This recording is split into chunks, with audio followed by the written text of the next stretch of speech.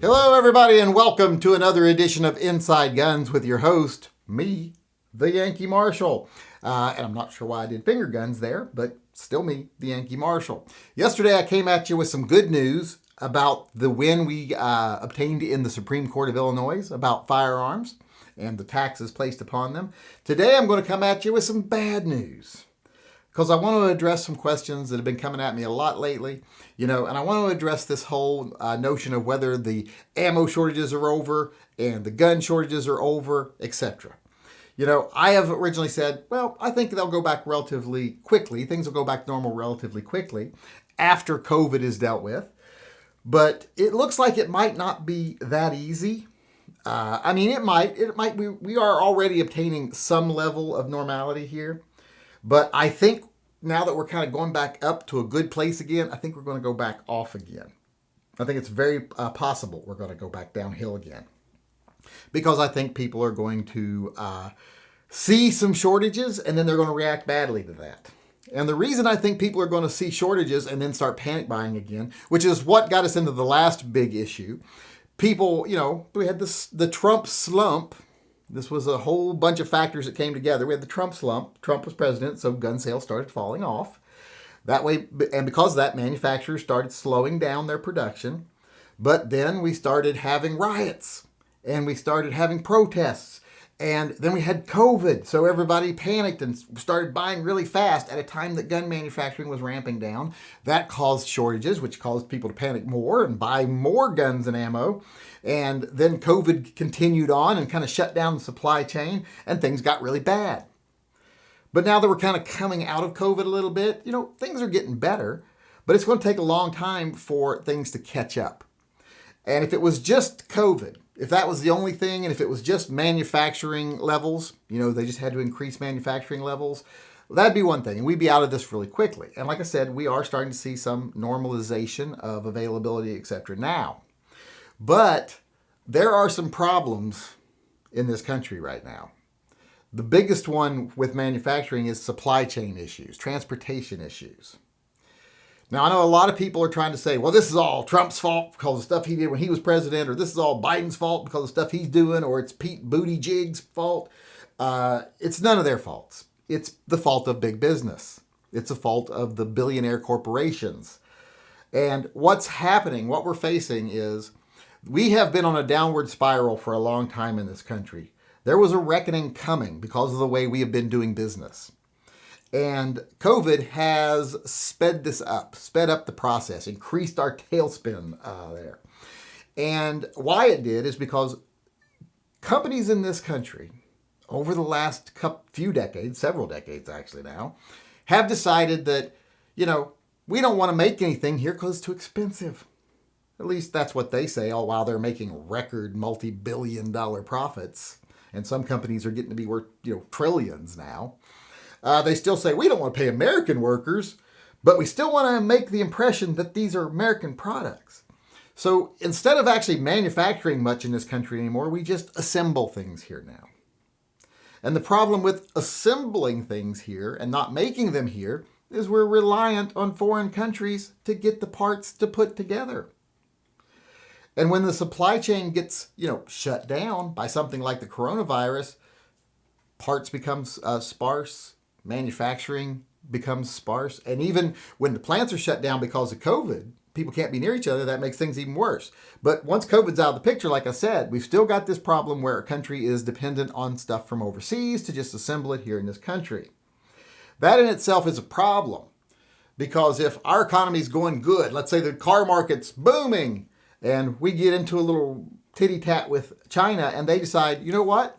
We're going to stop selling all the products to you that you need to make the cars, and you're going to have a crash. It's just like that with a lot of things. Even the things we do somehow make here, we don't use all the products for them for here. Like with cars, all the chips, a lot of the stuff comes from overseas. We don't really do much here except for build a frame and then put parts from other places into it.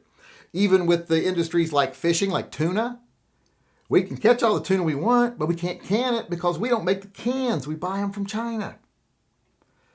So manufacturing has been having that problem for a long time where it's getting to where we don't make anything, we just assemble things. So if there's any disruption to the supply chain, we can be screwed pretty quickly. And not only that, they've exacerbated it. I don't think I said that word right. Exacerbated. Sounded almost like masturbated it there for a minute. By going to this hand-to-mouth style of building things, and that's what's made it even worse. This has made it real bad. Because it used to be, let's say I sell 10 of these a day. All right, well, every month, let's order 300 of them. And that way we'll have 10 for each day to sell. And if something happens that, we can't put an order in 1 week or 2 weeks or a day or two, whatever, we'll order ahead of time each time. Let's say instead of ordering 300 a month, we order, 70 a week. But instead of just ordering the 70 a week or the 300 a month, we'll order 400 a month or 80 a week. And that way, if we ever get a week where we don't get a delivery, we've got a little backstock to put out on the shelves so people still see product and they don't panic and panic buy everything. That's the way America used to do business. That's the way businesses used to do business. Now they say, if we sell 10 a week, let's order 10 a day. That way, the next morning, we'll get 10 new ones in. We'll sell those. We'll order 10 more. We'll get those in. We'll sell those. That way, we don't have to store anything, and we don't have to have anything sitting idle. That'll save us a ton of money. But the problem with that is, like I say, if you're ordering monthly and there's a problem that you can foresee, well, then you can probably order a little more and make up for that problem that you went through for 1 week. Or if you're ordering weekly and ordering extra, if you don't get 1 week's worth of stuff, you can double order the next week, etc. And hopefully you've got some built up from previous weeks. Now, if you get 1 day where you don't get a shipment or that shipment is late, just 1 day, nothing's on the shelf. Manufacturing shuts down. People see they're not making this, they're not making that, there's none of this on the shelf. And then the next day, if you do get your 10 in, people buy that, and then people want another 40 of them. So even if you got your other shipment in that came in late, well, then you still can't meet demand. So you still got empty shelves. And then people panic more and you got empty shelves. Because of that fucking hand-to-mouth, that as-needed type of manufacturing. Not only are we not making things in this country anymore, but even the parts we're bringing in from overseas and the materials we're bringing in from overseas, we only buy enough of it for that day and that minute in time that you need it, counting on everything will flow freely forever. But that ain't the case. All it takes is a little hiccup and things are screwed. And I do believe that is going to start affecting the gun industry too. For one, a lot of guns are imported. So those guns that are imported, that's going to be a big problem. Supply chain issue, because supply chain is going to be bad for a while. Guns that are assembled here from parts from overseas, that's going to be affected. Those guns are not going to be made in time.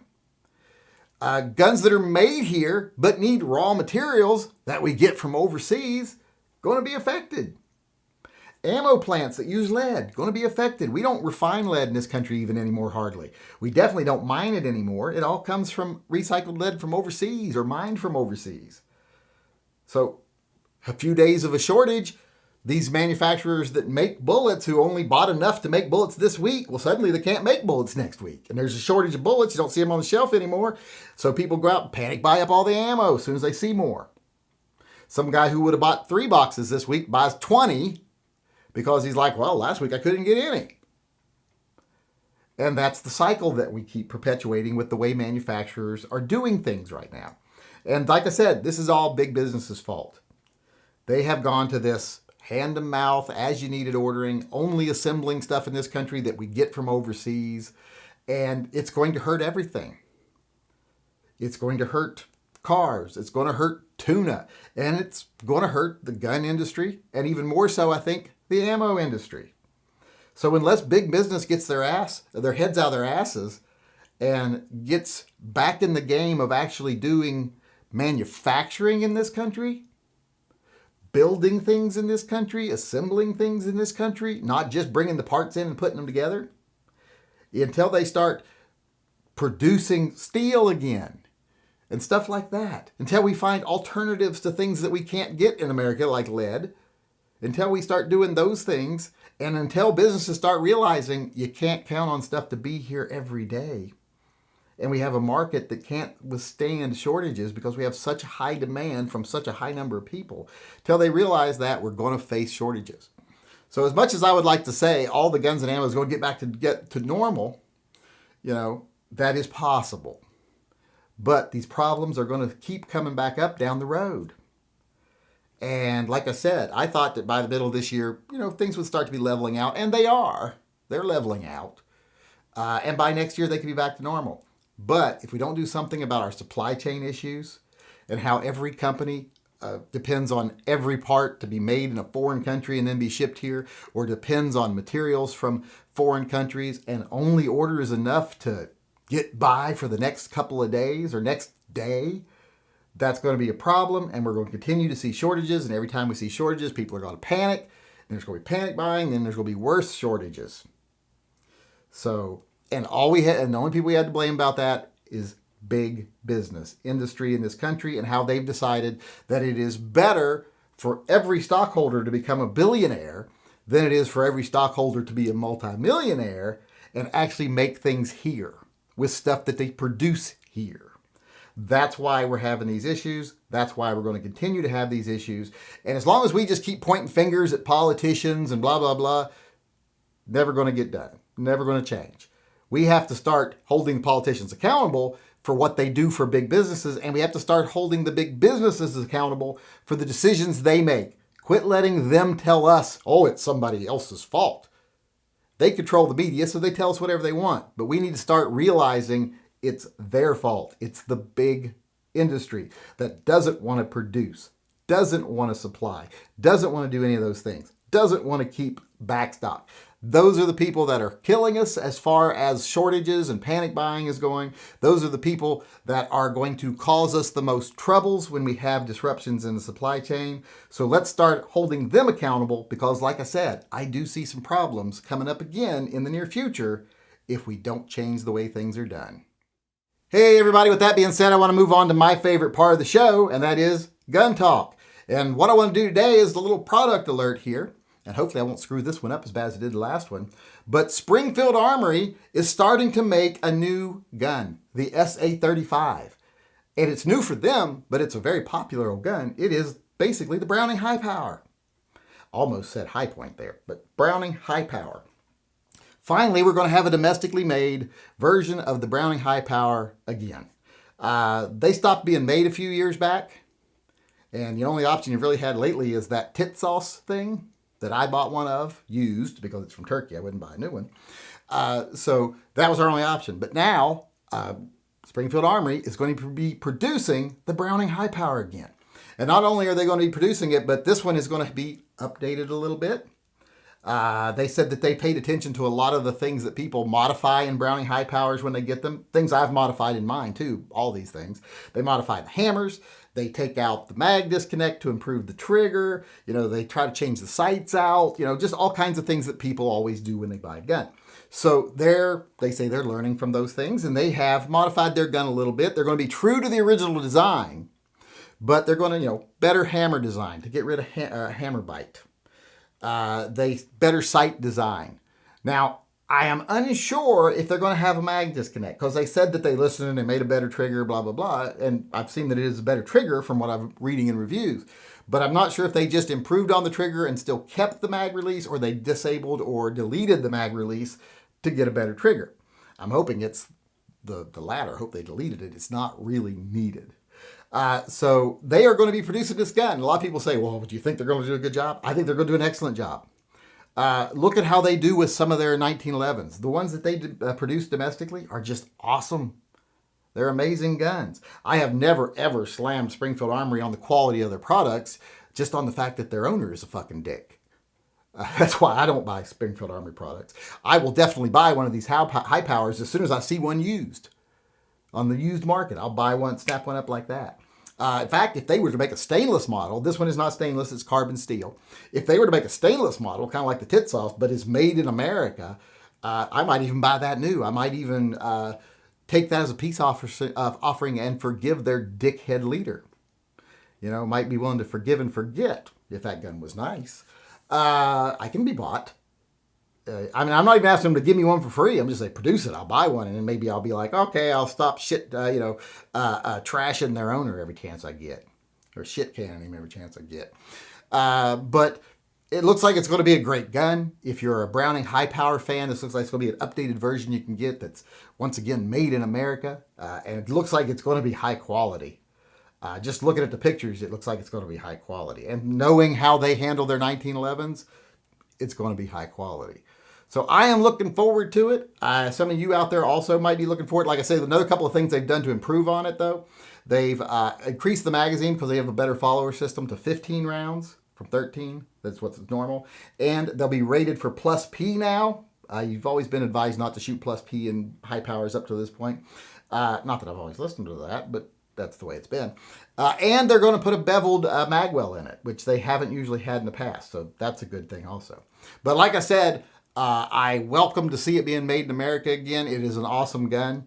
I'm sure they'll do a great job of it. And like I said, if they make a stainless one, I might even forgive them for being such dickwads. All right, everybody, that's our show for today. I just want to thank everyone for coming and hope you come back again tomorrow. Until then, I just want to sign off by saying, as far as the state of the world today is concerned, it is what it is. It could be a lot worse, but it could be better. But if we as a community start to ignore the fearmongers, the profiteers, the fake activists who pretend to be fighting for our rights when they're really only fighting to profit off of the fight, if we start ignoring those people, and we keep level heads about us, and we do the right thing in this country, and we fight smart and hard for our rights, what things will be in the very near future for people who value the Second Amendment and freedom in general is better.